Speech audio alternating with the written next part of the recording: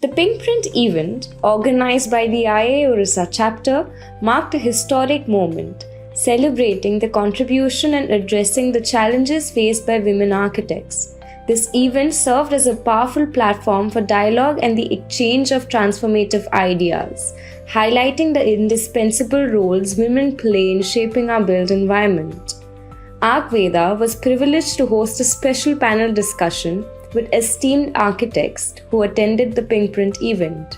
We delved into crucial conversations, exploring the impact of women architects through their personal experiences and stories. We also addressed the pressing need for equitable opportunities within the field. Furthermore, we examined the evolution of architecture and how we, as professionals, can amplify awareness about this vital discipline. Listen in as these men share their perspectives, reflecting on the significant contribution of their female colleagues and envisioning a future where inclusivity and equality reign supreme. As the panelists aptly stated, soon a panel discussion like this will be dominated by women, a testament to the changing tides and the growing influence of women in architecture. Join us as we unpack these insightful discussions from the heart of PinkPrint.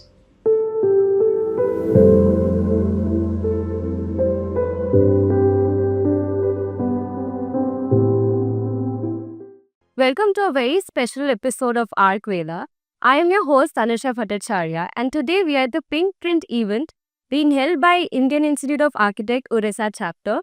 And with us, we have a very special panel of guests today, some of the most esteemed people in the field of architecture. With us today, we have architect Abhay Vinayak Purohit, President of Council of Architecture. Welcome to the show, sir. Architect Vilas Vasant Avachar, President of Indian Institute of Architects. Architect Saifuddin Ahmed, President of Arch Asia. Architect Devendra Nag Gongal, Vice President of Arch Asia. Architect Rohana Bandara, President of Sri Lanka Institute of Architects. Architect Ishwar Lal Joshi, Architect of Society of Nepalese Architects. A warm welcome to all of you. Thank you for taking out time for this podcast. To give you a gist, ArchVeda is basically an initiative to delve into the captivating world of art, architecture and culture, and also to create awareness about the respective fields. And I would like to start today's episode by asking you a general question about, one of the main reasons why you're here is to celebrate women architects. So can you share a story or your experience about how women architects have had an impact in the field, and what, as architects or as leaders in the field, what do you think can be done to create more equitable opportunities for them? So we start with you. Thank you, Rich. When I compare what was happening some 25 years back and what is happening today, luckily for us, architecture is one such field whereupon number of women who are getting educated towards architecture has increased to such a degree that today across India, I can say at least we have about 60% girls who are getting educated in architecture. Now, having said that as such, during some 25 years back, there were a lot of compulsions whereupon, though the education became a part and parcel of a lady's life, at the same point of time, as such, after doing that, pursuing the career in architecture was considered to be a very difficult. But today, if you find it out, the girls are very focused, society is liberated as such, and the men coming in their life also understand and realize that it is the equal opportunities which has to be given. And that way around, I am finding it out that many lady architects are performing fantastically well. Of course, that the challenges are very different because they have to look at their career, they have to look at their kids, they have to look at their family, and so many social obligations which they have to do, and they are capable of doing it fantastically well because they always are capable of doing multitasking. Yes, we as a society, we have to understand that women should be encouraged, women should be supported, and the support of the women also to be taken. And so I think they are moving on a proper path. Yes, very true. So, would you? Women basically they are caretakers. So, and they're very good in management. As they manage their house very well, similarly, they can plan very well. They can manage their office, architecture office, of course, manage very well. So, all this is there. But the thing is that the support from the male architect has to be there, which is lacking behind because they have to take care of the office. Again, they come home, they have to take care of their children, their cooking, all those things. The man should help them to come or boost their power. That power means I'm talking about their intelligence. So that woman should, I mean, the men should help them, which is lacking behind. The man has a ego, saying that all I'm really stronger than a lady. But actually, we in our mythology also we know that Durga, with the gods and the devils fighting, the gods couldn't do anything. They called Durga, and she did, and she killed. You know, so that is what is. They have a strong strength, and that men should understand. Very, very true. I think it's about the holistic part of it, right? Yeah. Sir, what is your insight? Well, if you look at universities, okay, there are a lot more women or ladies studying at universities. Meaning to say that there are also a lot more taking up architecture. But unfortunately, after graduation, okay, when they go into the field, after such few years, the number lessen. For obvious reasons, some do actually settle down to pick up homemakers by choice, okay, and some actually pursue. In fact, worldwide, there's a lot more women taking bigger roles, but like it or not, building industry is still a man's work, okay, especially when you go to the side, okay. So it all depends on what you want. I believe that whether it's not the gender issue, okay, whether you're a woman or you're a man, you are capable of beauty talk. It's how you do it, how you pursue it. That's how I be. Thank you, Prof. Sir. Okay. But there's no denying that the role of women artists is very important for our society. Nobody's nice. In my experience, I was as President Saifuddin was telling, there are more ladies students than boys in the college. Yeah. Sometimes in one class, I found only one boy and the rest were girls. But what happened after school is that as far as the architecture professor is concerned, architecture company is concerned, they are very, very few. There are more architects, ladies architects, but the company run by the Kenyans are very less. Not only in our world, but even in USA, advanced as in USA. So, ladies or girls can do better because architecture is somewhere related to emotions and sensitivity.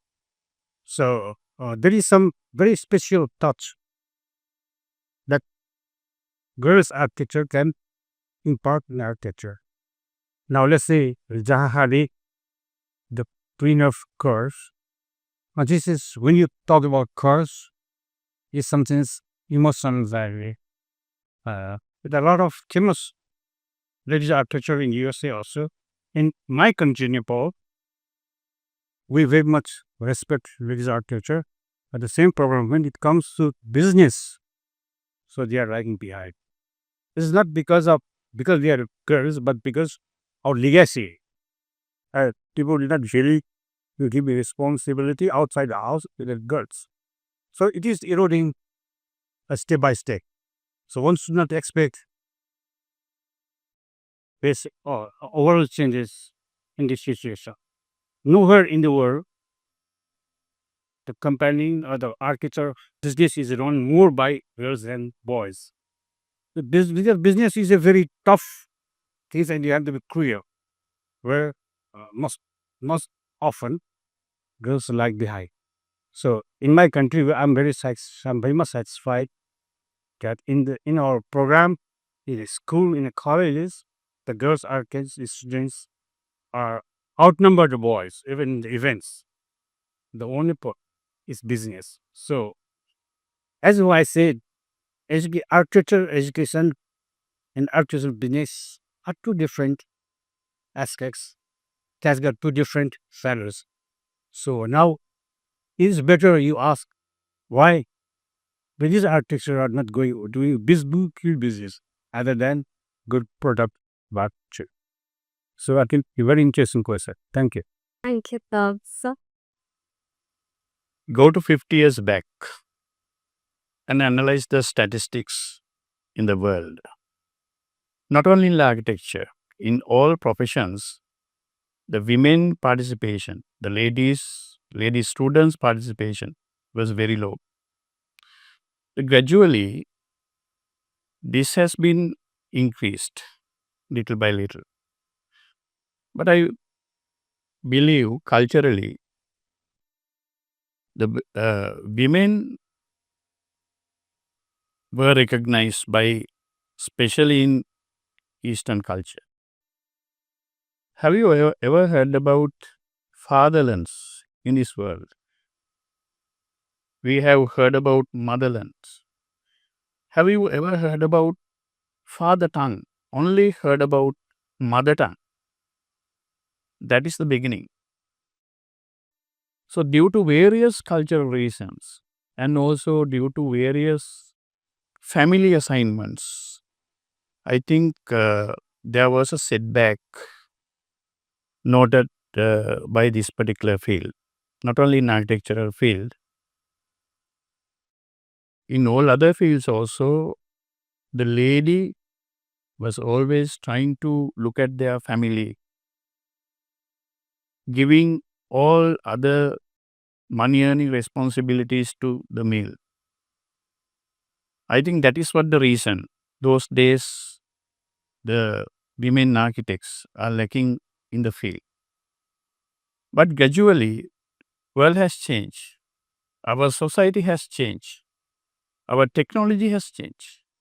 The responsibilities, our knowledge, our understanding, our communication all change. With that, we all become equal now, irrespective of our gender disparities. And also, if you look at biologically, there are no differences between our abilities. So biologically, we both are same. It's true that we have different organs. It's biologically. So I think, as the other colleague mentioned, if you look at today, our universities, our higher education institute, ladies are more. There are other reasons behind that. Due to wars happen in the world.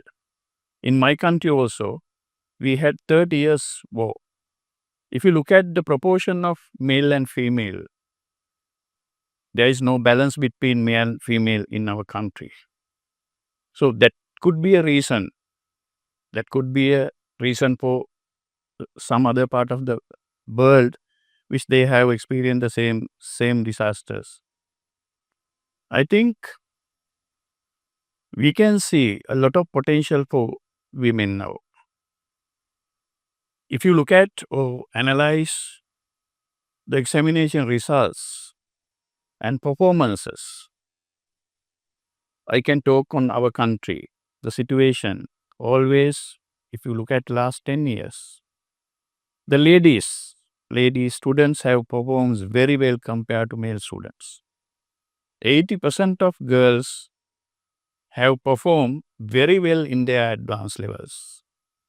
If you look at university performance, if you analyze the first classes and second uppers, the proportion is compared to those days has been increased. So I think with some blessing, now world has changed. Our education, our culture has changed. Equally, our profession also has changed.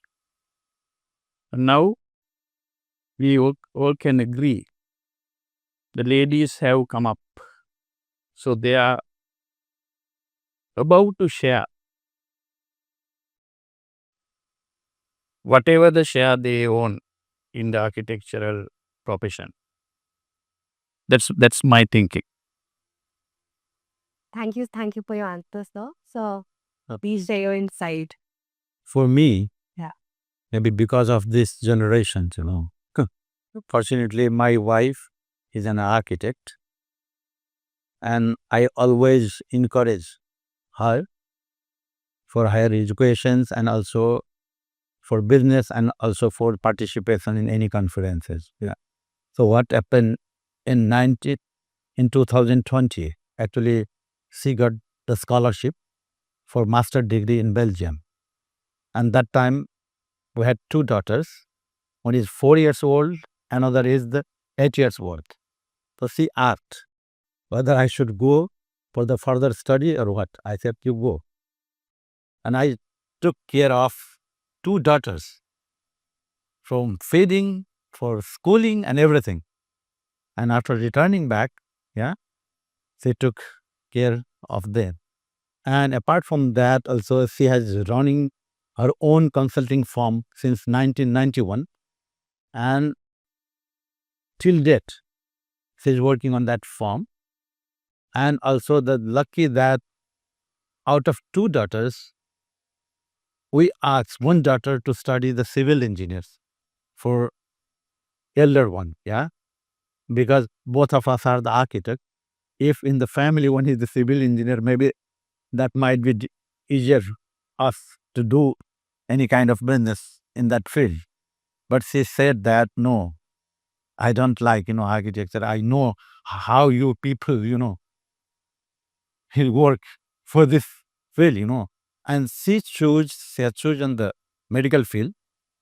And younger daughter, she studied architecture, and now she's doing the master degree in Columbia University in New York. So I'm feel proud. So maybe some of our daughter will continue the architecture profession in my family. Yes. And And it can be only two small incidences in a teacher. That, as he has rightly put it, Abhiman, like architecture is a profession, and then maybe even last 45, 50 years we are seeing that is always that husband and wife, both of them are architects, and both of them are working together. Yeah. And this is there. But if you look at today's generation, what is happening? Two incidences, small incidences. One of my faculty members, I have a school of architecture, so one of my faculty members, immediately after having her maternity leave, after within a span of 2 months, and she received twins, by the way. And she comes back to the institution. She says that, sir, are you going to join back? And I was taken aback, and I said that, what are you looking at? I mean, like, you have a responsibility. Hey, she said that, sir, please understand that if I don't manage myself now, it's going to be another at least 5 to 6 years. And at that point of time, I'll be out of this. So somewhere I have done my responsibility as such. I would take care of them, but at the same point of time, my career is also important to me. But this is very important. Another student of mine, this is exactly opposite example I'm putting, but she comes and she meets me and she says that, sir, because of your insistence, I have done my post-graduation. After doing all that as such, now I also have family, and I believe the baby also, and baby is also, adequately old enough to be looked at. But then my family is not permitting me to work. And she goes further and she says that it is not about my husband. My husband understands it very, very well. And he encourages me to do it. But my entire family is in such a mode that they say that there is no need to work because it is not about earning the money. And they fail to understand that it is not about the money, but it is about the freedom of the self. So work also is something which is going to give you pleasure and makes your entire personality full. And for that fullness, it is necessary that a person should be engaged in the meaningful activity whereupon one should be engaged about. So yes, we have to also understand that sometimes an educated society also, because of the false family values, tries to ties up the girl at home, and which is absolutely wrong and absolutely shocking. And they have to understand that that kind of freedom has to be given. That's actually very true. I think at the end of the day, the way we have inculcated certain beliefs, right? Ki this is how it's supposed to be, and this is what a woman is supposed to be, or this is what a man is supposed to be, has been so deeply embedded in us that it's taking time to change. But I feel like the stories that you mentioned, it's actually changing. The first story that you mentioned. With the second, what you experienced with the second one, I think that's the inculcated thought that's been put into. And the more support that comes in for a woman in terms of her workplace, I feel like she wanted to come back because of the kind of environment that has been given to her, right? So when a person is given that environment and also that support, like sir mentioned, like actually all of you mentioned, like that support, the support that sir had given his wife, which is why that is important, that's for sure. And I feel like it's changing. Women are becoming trailblazers in whatever they're doing career-wise or anything. And they have the ability to manage everything at once. See, this is our male dominating society. Yes. Why it has become a male dominating? Only because they are afraid that if the woman start doing anything, will be lacking behind it in each and every field. That's the basic problem.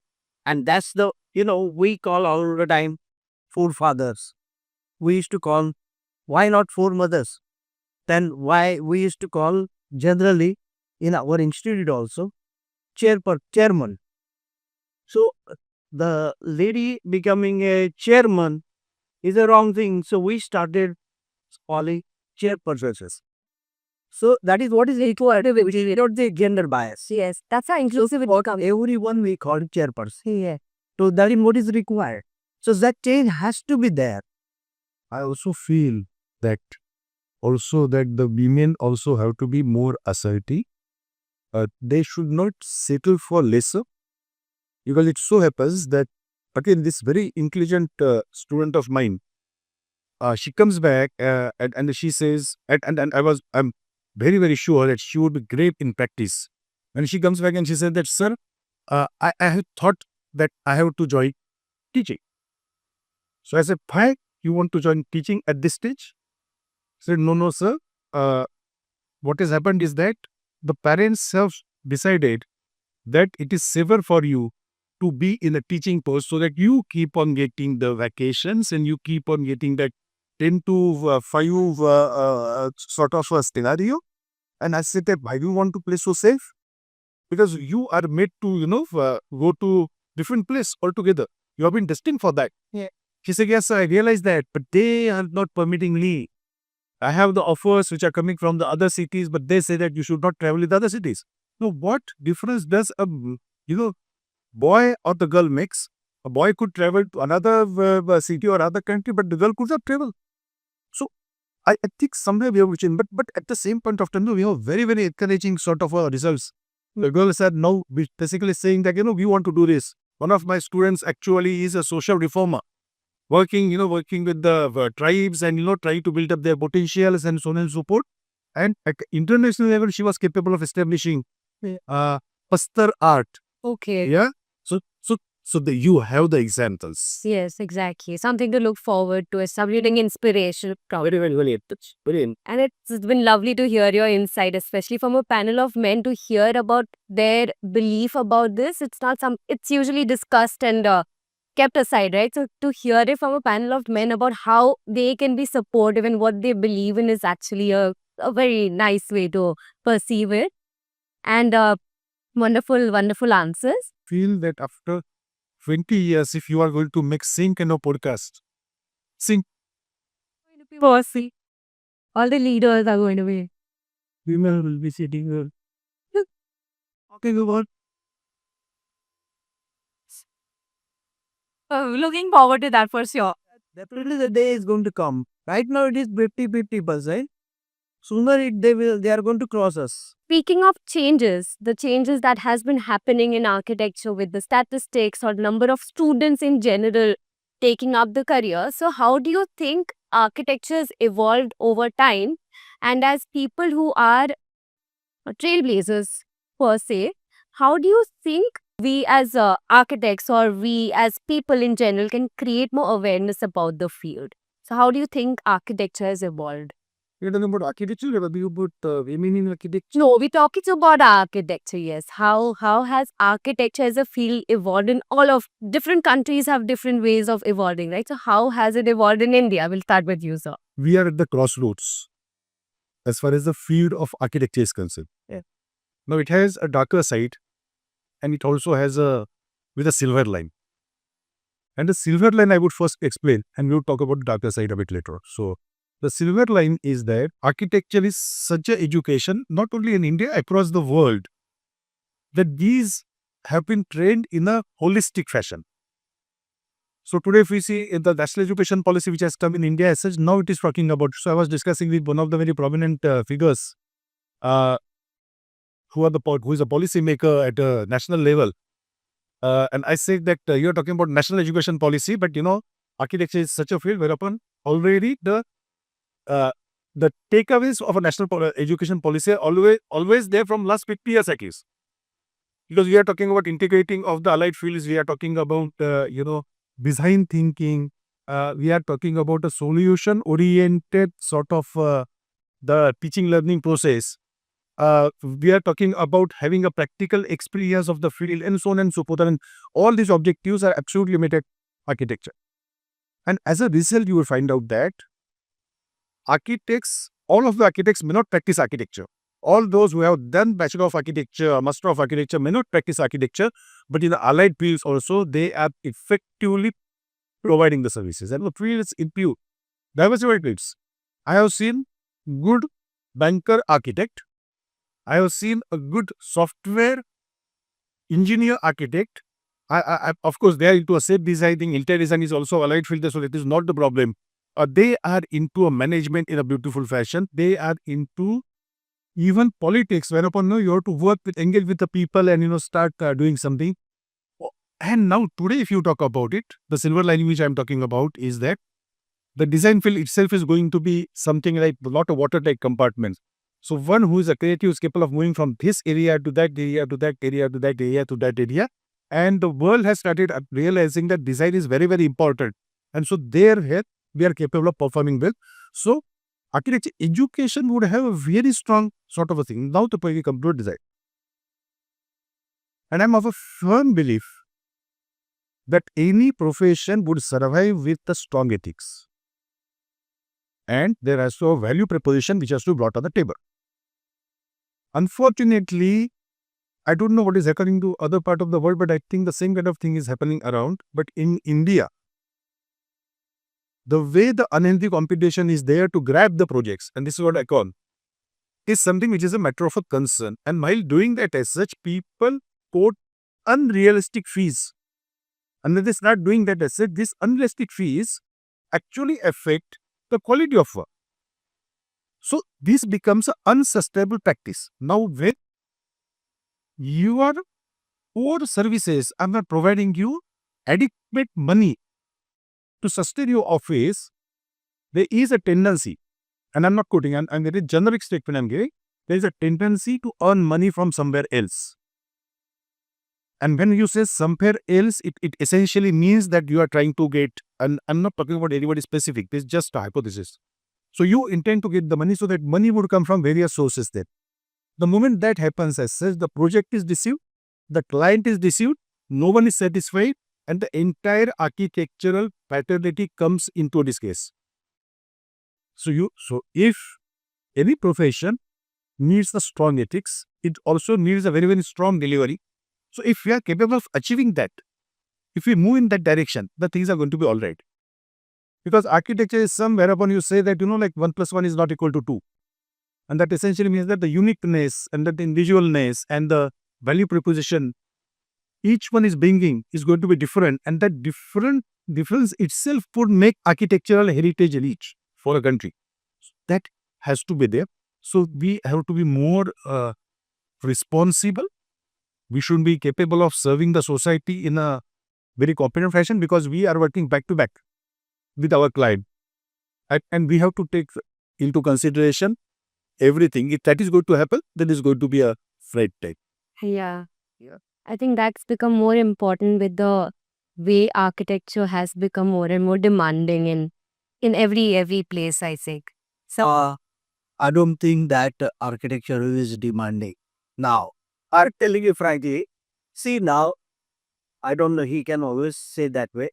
The intakes are becoming less. Of course, the reason may be different. But now if you see, architecture is not an easy task, frankly. Every architect has to be an artist actually. They're creative. The thing what is happening when they everybody cannot be a creative, so they become architect. What do they get salary when they pass out? When they go for as an intern, what they get? They are basically good. I mean, this is education now. He will again comment on that. But I know that in education, what happens? Any woman architect, suppose he passed out, or a boy who passed out from the architecture college. Colleges call them and they start teaching immediately. The thing happen is the person I know because last 25-30 years and visiting faculty, I've seen my students sitting next to me, and now next year I see him as a professor sitting next to me. How come? I mean, yesterday you were there, I have taught you everything, and now today you are started telling others that you do that and you should do this way. I mean, all that is happening, which should not happen. There has to be some ethics, as he rightly said. The ethic has to be there in practice. Similarly, ethic has to be there in education also. Both way it has to be there. So, and after the colleges, what they teach, God knows. But when they come out and when they come as an intern, we see that they know nothing. I'm every year I'm getting about 4 to 5 architects sitting with maybe students, interns. They know nothing. They don't understand anything. And this is being taught in colleges also. Few things, of course. But the whoever is teaching them should know what he has to teach him. At our time, I can say, of course, because I'm passed out much earlier. Our time, teacher used to sit next to us. They used to explain us each and every detail. Now, detailing is not required. Everything goes on Google. You get everything. So, everything is now readily available. But still, they are doing cosmetic. They don't use their own breath. So, this is what is lacking today. So, there is a problem in education also. Actual. So, that has to solve. The different thing, The same thing. So that doesn't mean that your artificial education has gone best. No, that is nothing. Because of the creativity, I think that kind of discussion also happens within students also. Like, are we going to use this later? They would not use it because they know it that use of this is useless. Yes, the architect has to have a good handwriting. Now,